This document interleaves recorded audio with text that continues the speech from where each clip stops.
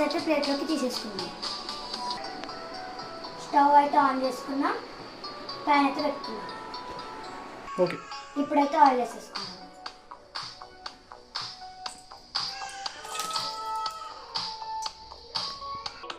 ఇప్పుడు జీలకర్ర వేసేసుకున్నాం. పచ్చిమిర్చి, ఆనియన్స్ వేసేసుకున్నాం.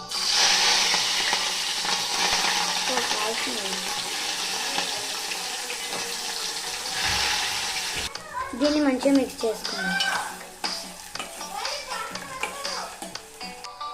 ఇప్పుడు టమాటా వేసేసుకున్నాం.